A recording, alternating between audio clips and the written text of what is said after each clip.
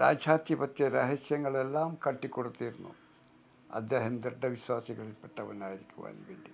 ആ ദൗത്യം തന്നെയാണ് എനിക്കും നൽകപ്പെട്ടതെന്ന്.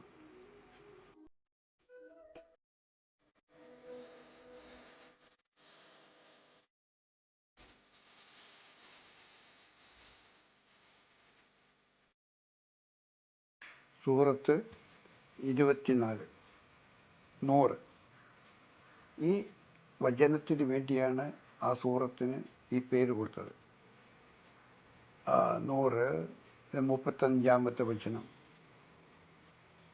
അള്ളാഹു നൂറു സമാവാത്തി വല്ലർദ്, ആകാശങ്ങളുടെയും ഭൂമിയുടെയും പ്രകാശമാണ് അള്ളാഹു എന്നും.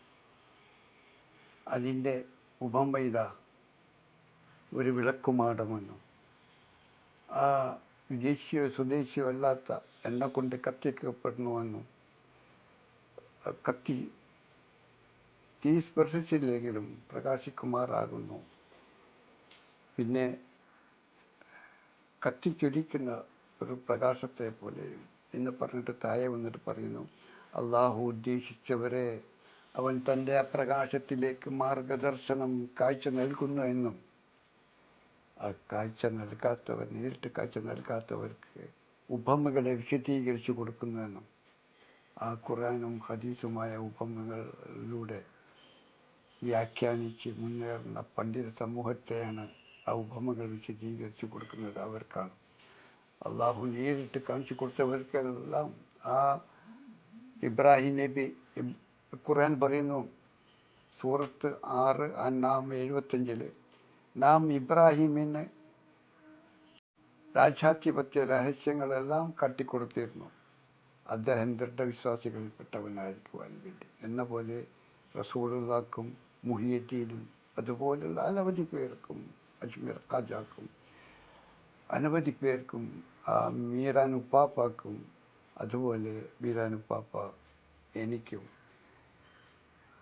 ആകാശഭൂമികളുടെ പ്രകാശത്തിൽ എന്നെ കൊണ്ട് എത്തിക്കുകയും ആ പ്രകാശത്തിലൂടെ പ്രപഞ്ച സൃഷ്ടിപ്പുകളും അതിലെ സകലമാനവും ആ പ്രകാശം തന്നെ ബീജമായി ഗർഭമായ ഭൂമിയിലേക്ക് ഇറങ്ങി വന്ന് മനുഷ്യരൂപത്തിലൂടെ ദൃശ്യമായി ഇരിക്കുന്ന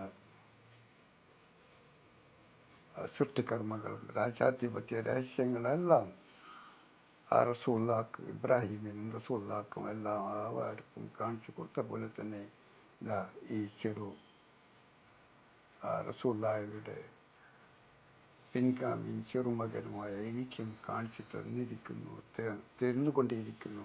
അതാണ് ഞാൻ പറയുന്നതും. അതുകൊണ്ടാണ് ഞാൻ പേരമകൻ, പിൻഗാമി, ചെറുമകൻ എന്നൊക്കെ പറയുന്നത്.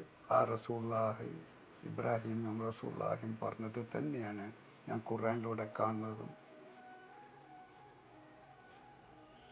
ഞാൻ കണ്ടത് ഖുർആനിലൂടെ നോക്കിയപ്പോൾ എനിക്ക് കാണാൻ സാധിക്കുന്നത്.